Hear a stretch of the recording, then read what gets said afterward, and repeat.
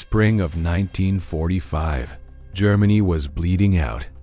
The Third Reich's final days were upon it.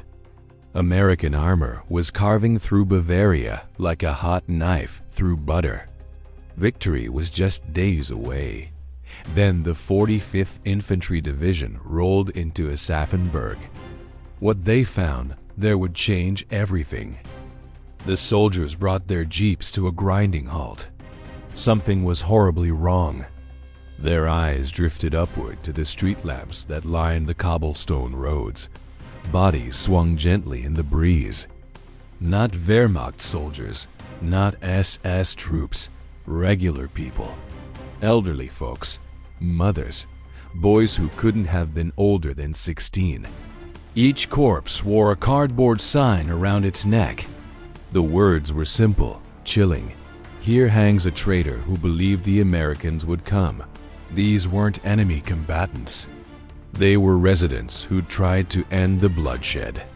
They'd hung white bed sheets from their windows, hoping to spare their families. For that act of mercy, their own commander had strung them up like animals. The American G's stared at those swaying figures. Sadness? No. What they felt was pure, white-hot rage. They turned their attention to the city sprawling before them, a stunning medieval fortress town. All Gothic spires and ancient stonework. Beautiful, historic, priceless. The decision came quickly. There would be no house-to-house fighting. No risking American lives for a place that executed its own citizens for wanting peace. The commanding officer grabbed the radio handset. His voice was ice-cold as he requested heavy artillery support. He didn't want precision strikes. He wanted obliteration. Flatten it, he said. Every single building. If they're so eager to die for Hitler, we'll accommodate them. This is how an entire German city was wiped off the map. This is the story of when the US Army threw out the rulebook, and the devastating price his people paid for his madness. To understand why Aschaffenburg ceased to exist, you need to understand Major Emile Lambert. Lambert wasn't your typical officer trying to survive the war's final weeks. He was a zealot, a true believer who drank deep from the well of National Socialist ideology. By late March 1945, most German commanders understood reality. The Reich was finished. They were looking for dignified ways to lay down arms. Not Lambert. He'd been handed control of Aschaffenburg, a city perched on the main river, along with direct orders from the Führer himself. Festung Aschaffenburg, Fortress Aschaffenburg. Defend it to the last stone. Lambert didn't see this as rhetoric. He saw it as gospel. The civilians irrelevant, the city's 1,000-year history meaningless. Only obedience mattered. He assembled whatever forces he could scrape together. Regular Wehrmacht troops were long gone, so he made do with the Volkssturm, the People's Storm.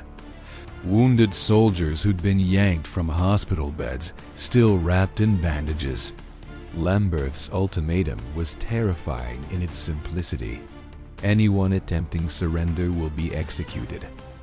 Anyone displaying a white flag will hang.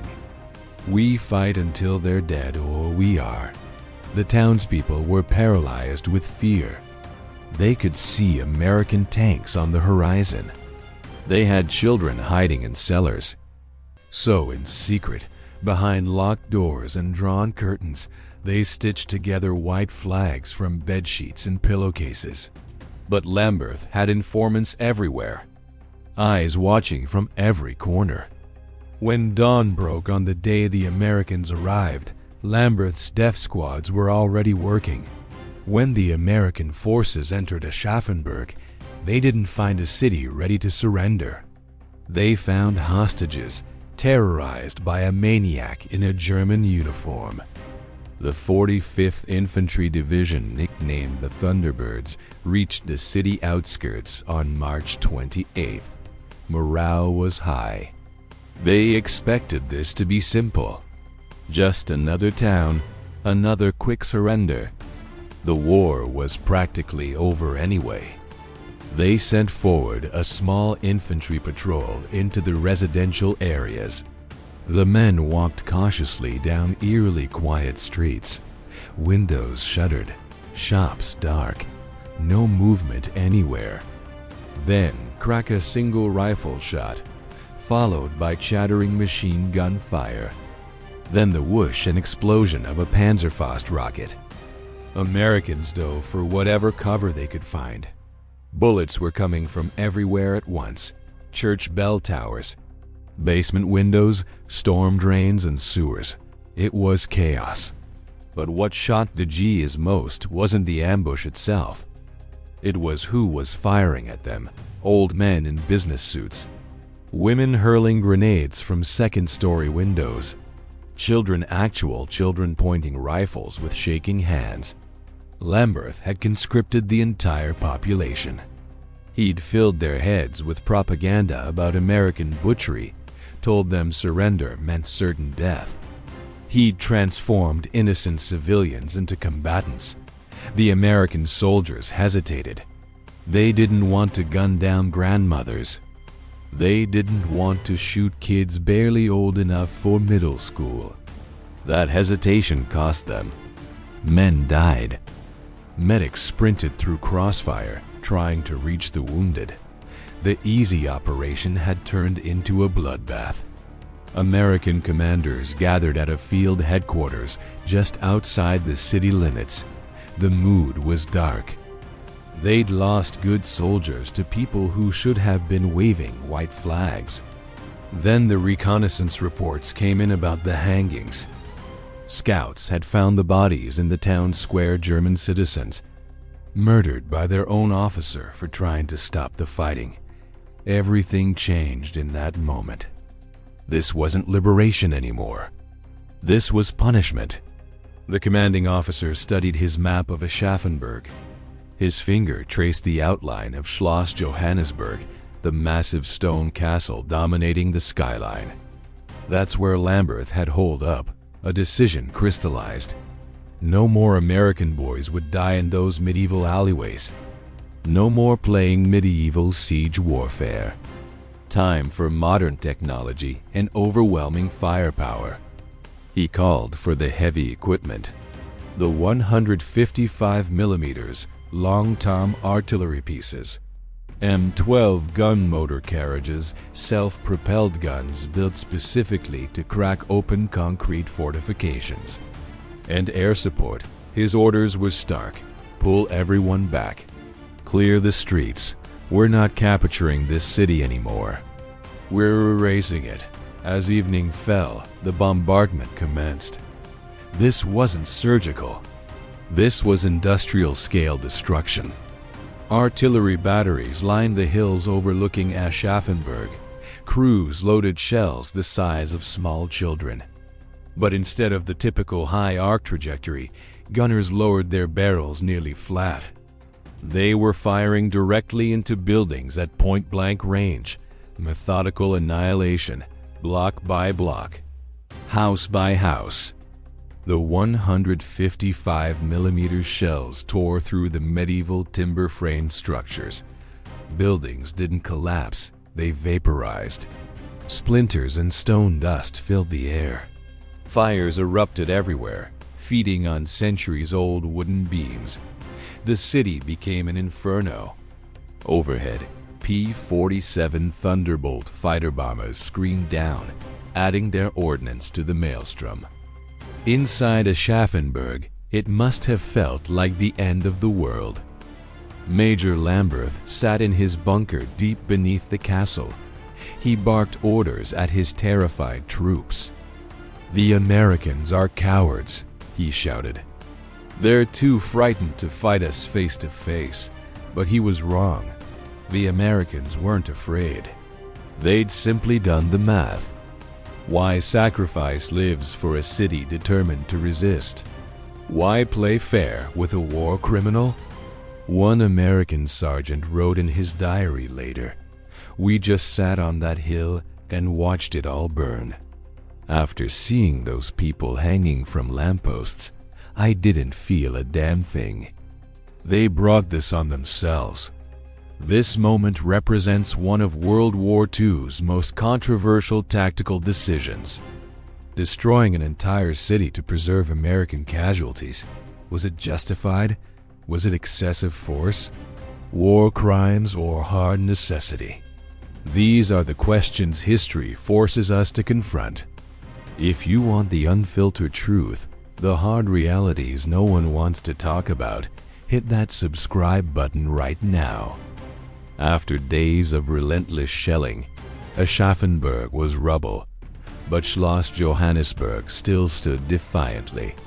The fortress was constructed from thick red sandstone back in the 1600s, walls 8 feet thick. Lambert remained inside with his most fanatical followers. The Americans moved to finish the job, but they didn't send infantry charging through the gates. Instead, they brought up an M12 gun motor carriage, essentially a 155mm cannon mounted on tank treads. They parked it directly in front of the castle entrance, point-blank range. German soldiers peering through narrow, arrow-slit windows saw that massive gun barrel staring back at them like the eye of death itself. The first shell struck the main tower. Ancient stone exploded outward. Choking dust clouds filled corridors that had stood for 3 centuries. The Americans reloaded, fired again and again. Each impact punched through walls that had witnessed generations of history. The castle caught fire. Roof timbers collapsed. Inside, wounded men screamed. Teenage soldiers wept. They begged Lambert to end it. Herr Major, we cannot fight fire itself. Lambert drew his pistol. He threatened his own troops. Keep friend, fight, but even fanatics have breaking points. On the morning of April 3rd, the guns inside the castle fell silent. A white cloth appeared, waving from a hole blown in the fortress wall. American gunners held their fire. Slowly, like ghosts emerging from a tomb, German soldiers stumbled out. They were covered head to toe in red sandstone dust, coughing, barely able to walk, looking like the walking dead. Then came Major Lambert, still in full uniform, medals still pinned to his chest, head held high with insane arrogance. He approached Lieutenant Colonel Felix Sparks, the same Felix Sparks who would later liberate Dachau concentration camp. Lambert snapped to attention, saluted, began some pompous speech about honor and duty. Sparks didn't salute back. He stared at the smoking ruins surrounding them, at the dead civilians in the streets, victims of Lambert's refusal to accept reality. Sparks's voice was pure contempt. Get him out of my sight before I shoot him myself. Military police stripped Lambert of his weapons and threw him into a jeep. As they drove him away, surviving citizens emerged from their cellars. They didn't cheer. They spat at him, screamed curses. Martyr, murderer. You destroyed our home. The Battle of Aschaffenburg lasted 10 days. It should have lasted 10 hours. Because of one man's fanaticism, 90% of the city was obliterated. Hundreds of civilians dead. Hundreds of American soldiers killed or wounded. When General George Patton heard about the battle, he was grimly satisfied. He visited the ruins personally, walking through mountains of rubble that had once been family homes. Good lesson, Patton said. If they want to fight, this is what happens. We won't trade American lives for German architecture. Patton used Aschaffenburg as psychological warfare for the Pauligny, remainder of the war. Whenever his Third Army approached a town, they broadcast a simple message. Remember Aschaffenburg. Surrender immediately or we bring the heavy guns. Most towns surrendered instantly. The destruction of Aschaffenburg actually saved thousands of lives in the final weeks of the final weeks of the final week.